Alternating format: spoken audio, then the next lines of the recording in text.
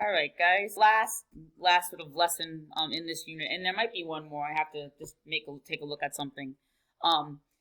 It's related to what we learned about vapor pressure to Dalton's law of partial pressures, and it's a way of measuring the moles of gas generated by. Easy to measure the mass of moles generated by a reaction because you can't like collect the gas and put it on scale.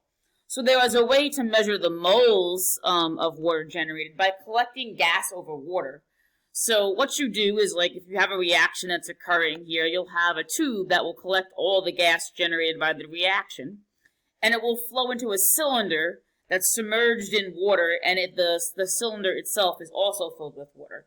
And as the gas bubbles up into the container, it will displace the water out of the cylinder, and the volume of the gas collected is equal to the volume of water that is displaced.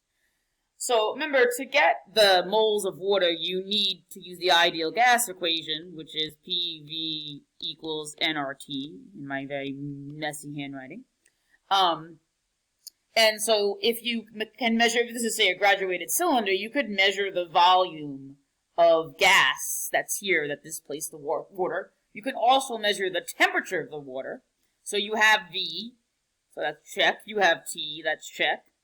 You can get R, right? And now the question is, but how do you know the pressure? And I'll talk more about this on Thursday, because it's a little bit complicated.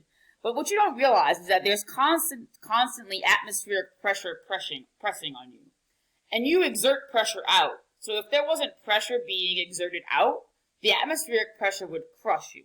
So if the water levels are equal, and we'll discuss if they're not, what happens if they're not. If you make the water level in the tube after the gas is collected equal to the water level of the container, then the pressure of the gas is equal to the atmospheric pressure of the room, which we can get using a barometer. Okay? Now, which measures pressure. Now, the reason why that is that if it wasn't equal, the pressure from the air would crush the tube.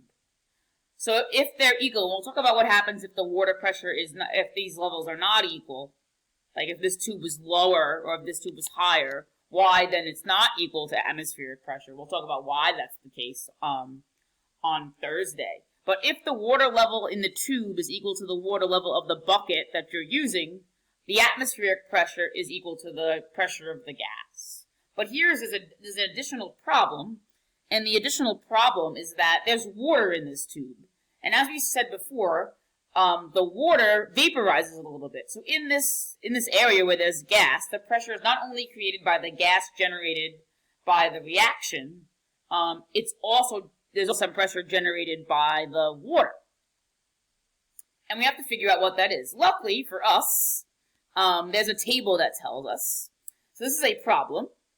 And it says, we're going to do the problem. And it says you collect 20 milliliters over water at 29 degrees Celsius, okay, on a day when the atmospheric pressure is 750 torr. What is the pressure of the gas, and how many moles of gas did you collect? So we know that the atmospheric pressure is 750 torr. And we have this chart here that tells us the water vapor pressure at different temperatures. And we know the temperature is 29 degrees Celsius, and at 29 degrees Celsius, the water pressure due to water water vapor evaporating is 30 torr. So to find the pressure of the gas, we simply take the atmospheric pressure and subtract the water at the temperature that's given in the table. So the pressure of the gas collected is 720 torr. So that is the partial pressure of the gas. Once we have the pressure of the gas, and we have the temperature and the volume, we can use the ideal gas law, PV equals nRT,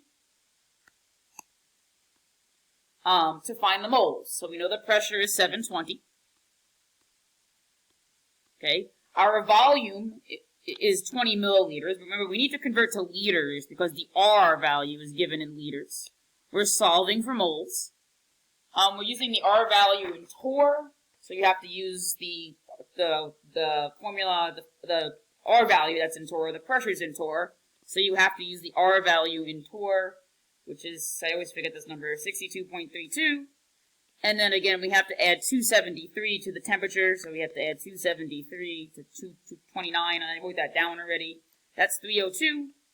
Now it's simple algebra. Now some of you are having trouble with this algebra, so you might want to write it all out. Like, you can do the multiplication here, which I did already. This is 14.4, and I would make sure you can do this, because some of you are having trouble with this algebra. And this is n, and then this is a large number when you multiply those two together. And what you guys are doing is you're dividing by the wrong thing. You want to divide by what's next to the n. And we get n equals, we divide 14.4 divided by that large number, we get a very small number of moles, which is 0.00007. That's 76 with sig figs, because we have two sig figs, moles. So again, the whole point is that, and we're going to do this in the lab on Thursday, we're going to see how much gas, or try to find actually the molar mass of a gas using this process of collecting gas over water. But the point is that if you have the tube equal with the water in the container, the atmospheric pressure, which we can get, is equal to the pressure of the gas, but you have to subtract out the pressure of the water vapor, and they'll give you this water vapor pressure chart that's given if you have a problem on the AP exam, and if you have a problem on the test, they'll give it to you. So this is just an important note. So this only works with gases that have low solubility, meaning they don't dissolve well in water. And the reason why is that if you had a tube that was inverted and then you had the gas, some of the gas would be in the water and not in the air. So you wouldn't be able to account for all the gas. And that would make the actual volume of the gas be lower. Some of that be lower. Why is it not circling? It would make the volume of the gas be lower because some of the gas would be dissolved in the water. So we can only use this with gases that have low solubility or don't dissolve well in water. So mostly non-polar gases. We can use this with, because non-polar gases don't dissolve well in water. So we're going to do a full example. So this is a reaction, and we're using, and then on your paper it says zinc. This should say calcium, so change that to calcium. So we have a full example where we're doing a reaction with hydrochloric acid, and we're producing hydrogen gas. And we want to know how many grams of Ca reacted. I mean, you can read the problem yourself. But first we have to write a chemical equation. So we're writing calcium plus HCl. And remember, calcium kicks out hydrogen, and hydrogen is a diatomic. And it's going to produce calcium chloride. That's something that we haven't done in a while, but that's writing chemical reactions. Calcium has a +2 charge. So chlorine has to have a 2, and then we need to balance it. The hydrogens and chlorines are not balanced. We put a 2 here. Alright, so that is the first step. So then we have to find the pressure of the gas only by using the water of the gas only using the water pressure table. So we see that the atmospheric pressure that day when they did it is 750 torr, and then we have to go up to the table and find out what the pressure of water is at 21 degrees Celsius, or the pressure of water vapor at 21 degrees Celsius. So we go back up to the table. Whoa. It's hard to go back up to the table. Well, if you go back to the table, you go back to the table in the PowerPoint. I already wrote it down, but if you go back to the table, you find that it's 18.7. It's hard to scroll on OneNote, but if you look at the table, you can go back and look. You'll see that at 21 degrees Celsius, the pressure due to water is 18.7. So we subtract that out, and we get the partial of water 736. I can't read my own writing. 0.3, I think it is, torr. I think that's right. Let me just check the calculations. Let me pause so I don't waste the video time. Let me pause. So now that we have that, we can put that in the ideal gas law. PV equals nRT. Oops. And we have the pressure.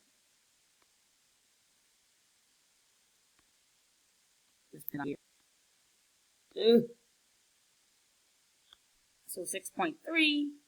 My computer froze for a second, and then we have, they give us, what else did they give us? They give us the liters, which is 32.2, and it keeps on doing that annoying thing. 10, you're misbehaving.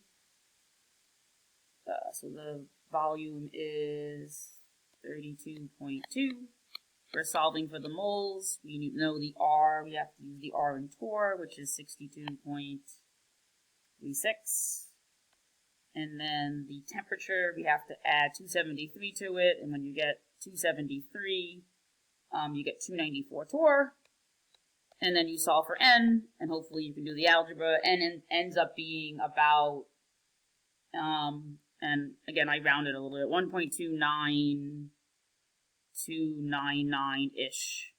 Okay, now that's the moles of the gas. Now we're lucky, that's the moles of this, the hydrogen gas collected. Solids don't make any pressure, or we assume they create no pressure. Look, it's a 1-to-1 relationship between hydrogen and calcium, so we don't need to use a mole ratio. If it was a mole ratio, like it would be, well, there's 1 hydrogen for every 1 Ca, but we don't have to do that step really because it's a 1-to-1 relationship, and then we just multiply by the molar mass of calcium, which is 40.08, so we're timesing this by 40.08, and then with sig figs, the answer is 42 grams.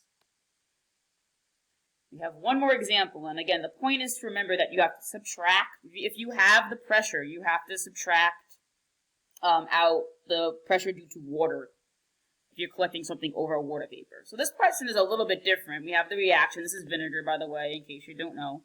And the only problem with this is that we have the, The only problem with this is we have the pressure in atmospheres. So we have to convert the pressure to torr because we only have the table. And it keeps on doing annoying things. So 3/1, that's torr. And you should know, it's also on your formula sheet, that 7, so this is atmospheres, my bad. That 1 atmosphere is equal to 760 torr. And when you do that math out, you end up getting, let me see, I did the multiplication already, 7.828 torr. And then you have to go up to that table, and I'm going to pause for a second so I don't waste time, so I don't want to make another. At that table, and the temperature, if you look at the question, was 27 degrees Celsius, so we have to subtract out 26.7, so I'm going to scroll back down and pause. We subtract out the value that we got on the table at 27 degrees Celsius, which is that, and we find that that's 756.1 torr. And then once again, we use our PIV-NERT, PV equals nRT. Our pressure is 256.1 torr. We look at our volume. At the problem, if you scroll up a little bit, our volume, we have to convert to liters, so it's 0.522 liters. We're solving for N again. We know our R value of 32.6, 32.36, I can't say numbers, we all know that. And then the temperature is 300.